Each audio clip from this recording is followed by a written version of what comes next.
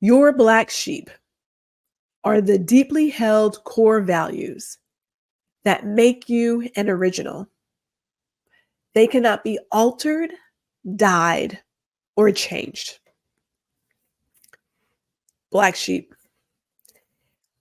So, how do we know that your values are actually your own? We're going to talk about it.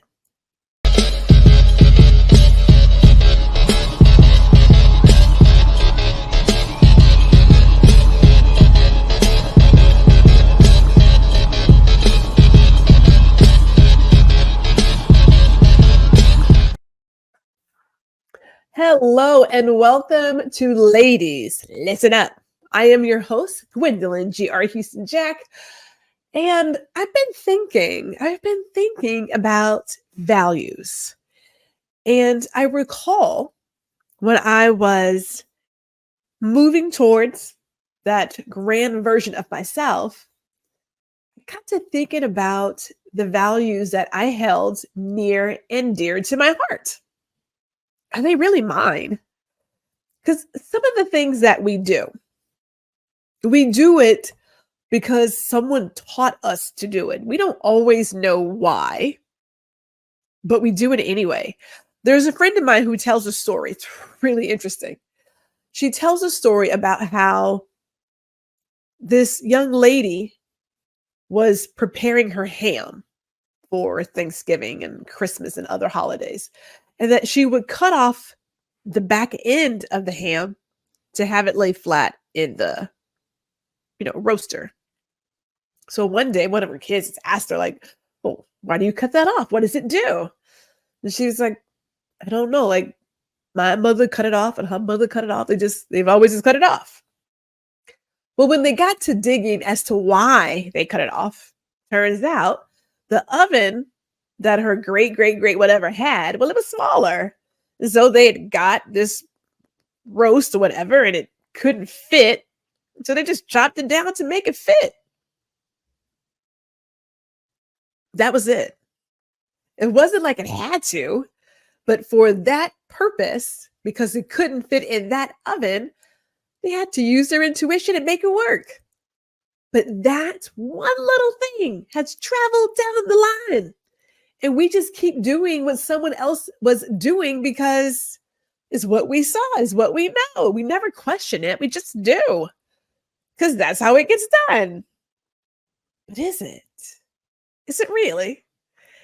So when I think about people and authenticity, which is going to be a theme for us, they don't really look at their values. Like when we ask, what do you stand for? What are you about? When people think about you and your name and your brand, what does it stand for? Because some of those values that some of us hold near and dear, they're not really ours. They're somebody else's. They are someone else's values. Not all of them. Not all. There's probably a couple that are in there. Now, as a child, our parents are tasked with doing the best they can do with the tools that they have to help us make decisions in the future. Have no idea what the future is, because if they did, really? I mean, my mother and father told us, you can't get a job playing games. Get in there and study. You can't get a job playing games. Clearly, they were not aware or privy to the fact that you can now get a job playing games. It's the future. Who knew? Who would have ever thought you get a job playing video games all day, designing video games, right? But they only knew what they knew in the moment, which is why they talked about when you get out of school, then you can go to college and you can get you a fancy job and get you a good salary and blah, blah, blah. I mean, not blaming them. Not at all. It's a beautiful thing. Now, my parents were not specifically saying that you had to go to college. They were not those parents. They just believed in, we will help you do whatever you want to do. and you just make sure you have an honest way of, you know, earning a living. That's all they ask for. They didn't ask for much else. They're not like today's parents where you have to go to college. Yeah, they're like, no, you ain't gotta do all that. I will give them the kudos on that part. They did know that. But in my journey, I started questioning why I was doing what I was doing. And I also looked at what characteristics, what values really struck a chord in my heart. Like, I'm a nurturer. I am by nature a loner, but I am a pretty good welcome wagon. I know what you're thinking. There's no way in the world this chick who is an introvert can be a welcome wagon. Well, yes, it's there. It is there. I enjoy welcoming people. I enjoy entertaining. I enjoy people feeling comfortable and being included and giving them a space, a safe space to just be themselves. I'm a good listener too. You can talk. I'm just going to listen. I'm not going to judge. I'm not going to add my 2 cents or a dollar unless you ask for it. I'm just going to listen. I'm here for that.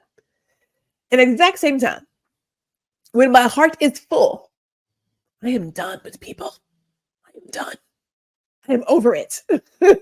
So it does exist. But this is the part that we got to start thinking about. Now, I was always raised that, when you go to someone's home, you do introduce yourself. You just don't walk in somebody's house and not say good morning, good evening, hello. Like, you need to. My father was clear. You walked in the house and you didn't say hello, you didn't speak. You had to go back outside the door, come back in with a better attitude, and have a salutation. Hello, everybody. Good evening. How everybody doing? Okay, all right. Yes. It's just, part of his welcome wagon, I guess. But the part that I was not happy about was being forced to attend functions I didn't want to attend. Being forced to attend those functions with people I didn't want to be around. I mean, the whole idea of telling somebody no was like, no, you have to show up. You have to be kind. You have to be cordial. You have to do all this stuff because that's what good people do. Is it really what good people do? Is it really? Like, none of this really makes me happy or does anything that I really want to do. Like, it just doesn't. So the path that we have here in becoming more authentic is that there is a chapter in your book where you must unlearn what you have learned. And it goes beyond some of the very basic things of your core values and the habits you have, although they are in there. This goes into, and forgive me for being so bold, the lies we've been told and the lies we have told ourselves and are continuing to tell ourselves. We have to unlearn what we've learned. Now, humans are worse than old dogs. You know how I say you can't teach an old dog new tricks? They say you can't. It is possible. Trust me, it's possible. Humans are worse. They are worse. Talk about creatures of habit. Humans enjoy comfort. They enjoy knowing.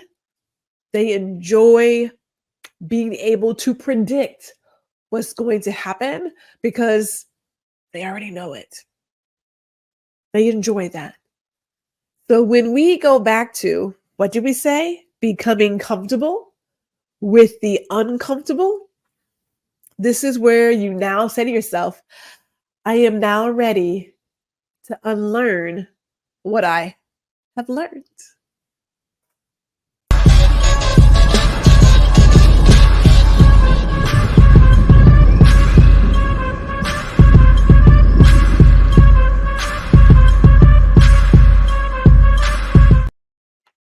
You know what's hard? What's hard is looking at your life and tearing it down. It's hard because you find yourself Try not to blame people for the way that life is. And truth be told, like I said, you really can't blame your parents. Can't well, ugh, it's such a sticky topic. Your parents, our parents, any parent can only do the best job with the tools they have.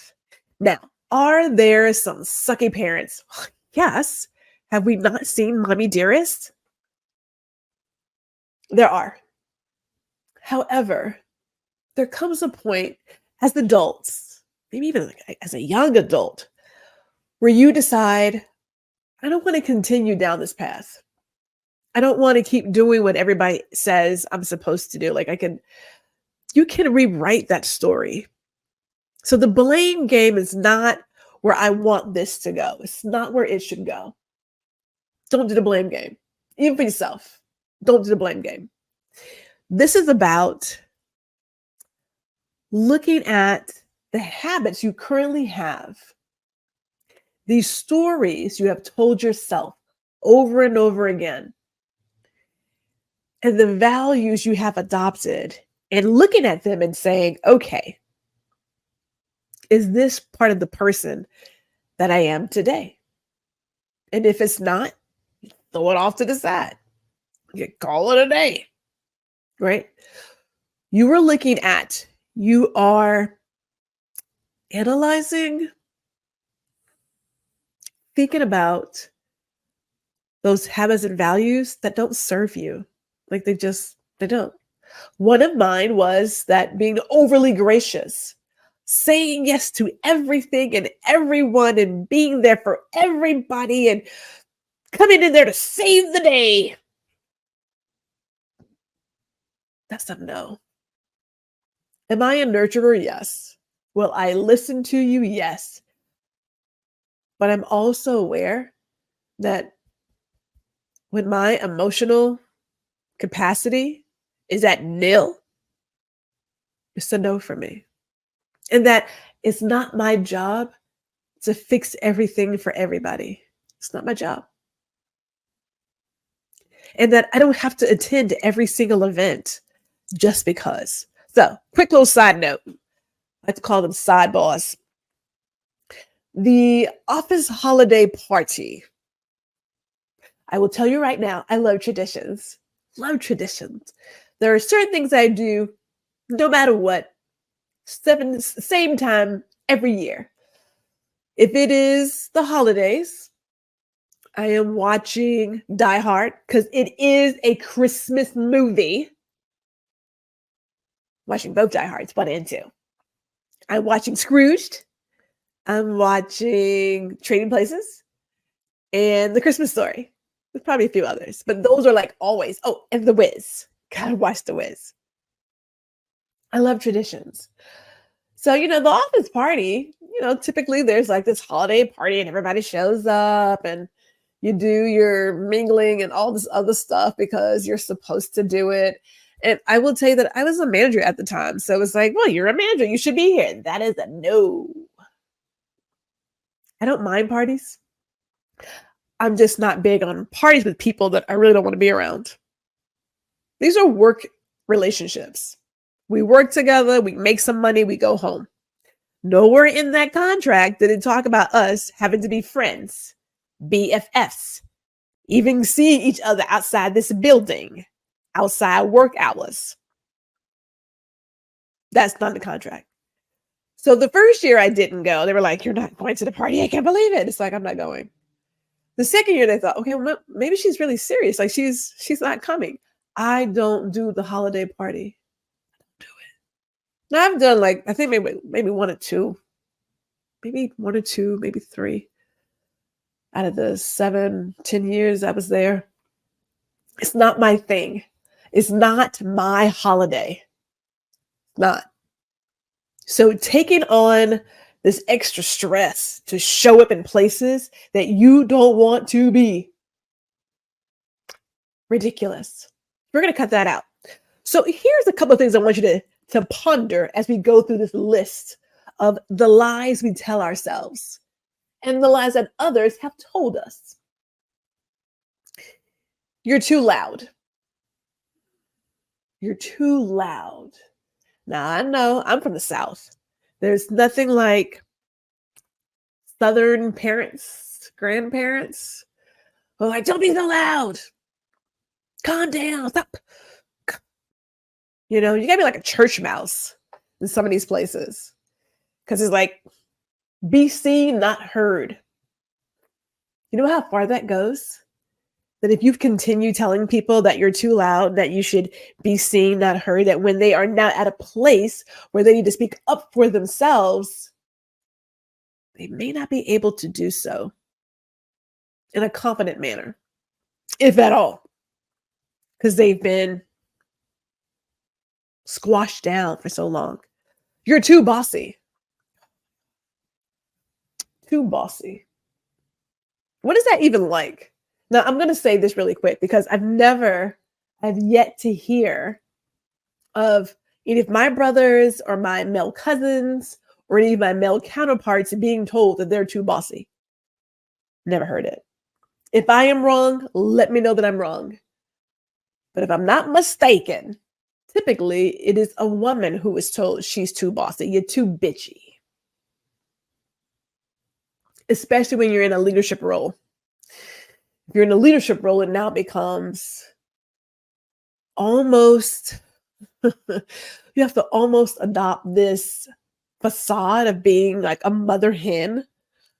Like, you got to find your motherly vibes and cuddle people. You know what? Stop. Gwendolyn, let me stay at the task at hand.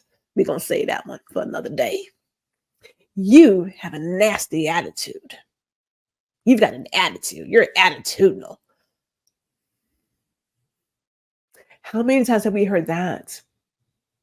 That the fact that the little bit of voice we do have, that we have decided to share, when we call out what is wrong or inappropriate, or if we decide to not play the role that someone has designed for us, that all of a sudden we have a nasty attitude.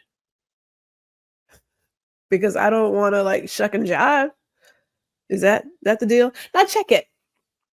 I'm coming to you years later, looking back at situations that have happened in my life. I specifically recall a situation in high school. And everybody's taking their quiz. Some of us are cheating because numbers matter for some people. Numbers don't matter for me. So I just got the grade that I earned because I didn't want to cheat. It's not how I was raised. It's not what I do. And so when it was called out that, what? You didn't get a top grade? I can't believe you didn't get this right. I can't believe, put me on blast pretty much. Gwendolyn said, well, I'm not like everybody else. I decided not to cheat. I got you have a nasty attitude. Do I really? Do I? Because like everybody cheating is clearly worse than me getting an honest grade. Okay, perfect.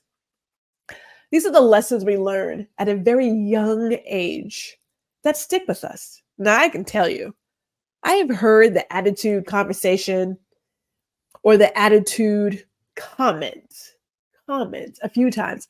I also heard, oh my God, you're so intimidating. You're so aggressive.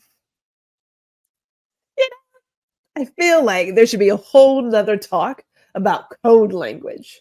I just feel that's coming on, but it is part of this conversation because once we hear that enough times, we start telling ourselves that story. I'm too aggressive. I'm intimidating.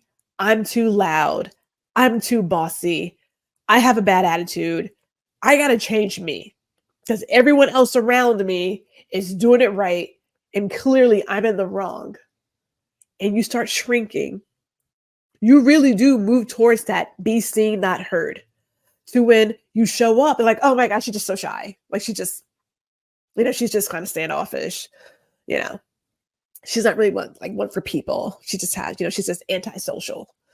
People start saying those things enough to you at a young age. You absorb it because it's what you hear time and time again. So why do you think that as an adult, we would behave differently? Because we keep hearing it there too. We hear it in the workplace. We hear these things and we take on this persona that doesn't even belong to us. It doesn't belong to us, right? When we're trying to figure out who we are, you got to stop and say to yourself, what do I value? What are my habits? How do I want to be seen? And how do I want to show up? So, are you ready to do the work?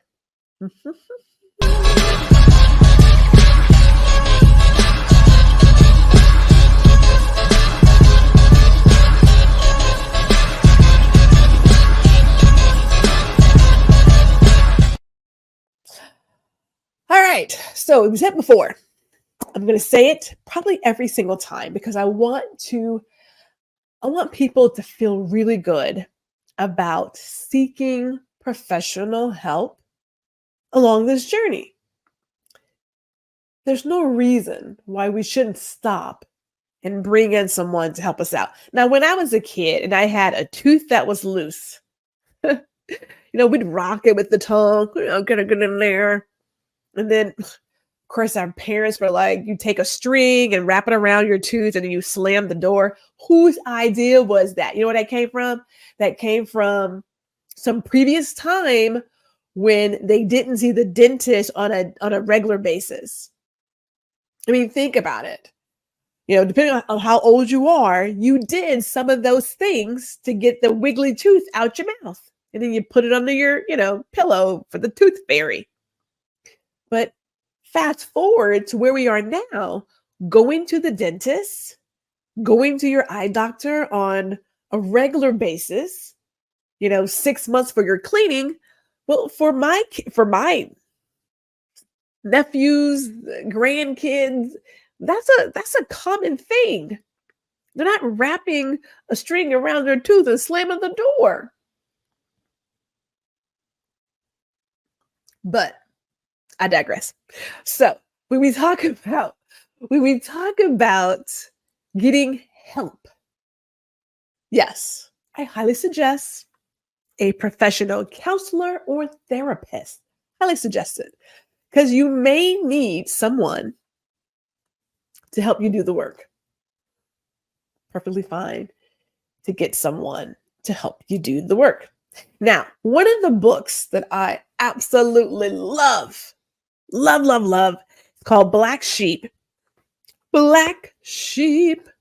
Beautiful. Black Sheep. It is Unleash the Extraordinary, Awe-Inspiring, Undiscovered You. And what it really talks about are your Black Sheep values. Now, I know what you're saying. What in the world? Well, turns out, here's a little fun fact for you that if you're ever on a game show, this may come in handy. When you are a sheep herder, you know what I'm saying? You got the little herd of sheep. They put one black sheep for every 100 of the regular sheep to keep count of how many they have. And what's cool about the black sheep is that its wool can't be dyed. It is what it is, through and through. You can't change it. Makes it extremely authentic. What? So I want to read to you this beautiful passage that I just love when we talk about figuring out your values and who you are and what you stand for. It says, as you chip away at finding your honest to goodness, dyed in the wool black sheep values, you come closer to your undiscovered, authentic self. You are sitting down and you're saying to yourself, what matters to me? Now, I will tell you what matters to Gwendolyn. I'm about inner peace. My inner peace, priceless. If I am in a situation that is creating chaos, I remove myself from it. I don't even allow myself to get into places where chaos could show up. Now, I'm sure you've all, maybe not all, I'm sure a few of us, when we are invited to a party, our first question is, who's all over there? We need to know because if there's a certain somebody there, I'm not going. I'm not going. I need to know. My inner peace is priceless. I'm about inner peace. I'm about well being. Not about being thin. It's not about wearing certain clothes. It's about overall 100% well being. Am I healthy in my heart? Am I healthy in my mind? Am I healthy emotionally? Am I healthy financially? Look at all the things about well being. Let's meditate. Let's stretch. Let's run. Let's go see the financial advisor. Let's live within our means. I'm about well being. I'm about being inclusive. My family is beautiful. My family is stretched across all kinds of waters, ethnicities, ages, because there's some age gaps in there, sexual orientation. We are crossing all the boxes, all the boxes. Love it. It's beautiful. But I want every person who comes into my presence to feel included. You don't have to think like me. You don't even have to look like me. You don't have to be in the same age range, financial bracket, career. It doesn't matter. When you're in this space, I want you to feel included. I want you to feel it, right? Not just me saying it, but you feel it. You're like, you know what? I feel at home here. These people are actually are kind of cool. Inclusion, that matters to me. And with that inclusion comes a safe space. A safe space for what? People to be their authentic selves. Now, there's an asterisk, but this is where your values come in. You can't come into the safe space with hate. Now, I'm all about inclusion, right? I'm about grace and mercy. I'm about authenticity. But that safe space, there's no room for hate. No room for hate. That doesn't work for me, right? You are free to be who you want to be, but that right there can't be here. It's got to, that goes that way. Now, granted, if that's the kind of person you are, we would have felt that out in the whole energy realm, and that probably wouldn't even be the case, but you have to note these things. So Black Sheep Core Values, I highly recommend you guys read it. There's a beautiful exercise to help you really define what you value and stand for. And the second thing I want to suggest is getting a journal. The written word is powerful, very powerful tool. And when you start writing down your thoughts as you're going through this journey of change, you're going to be quite surprised and impressed with yourself to see the growth. And the person who needs to see the growth and appreciate it, wrap their arms around it, that person is you. That person is you. The only person who needs to recognize and applaud your progress is going to be you. So I leave you with this. Give yourself the space and grace to grow and learn.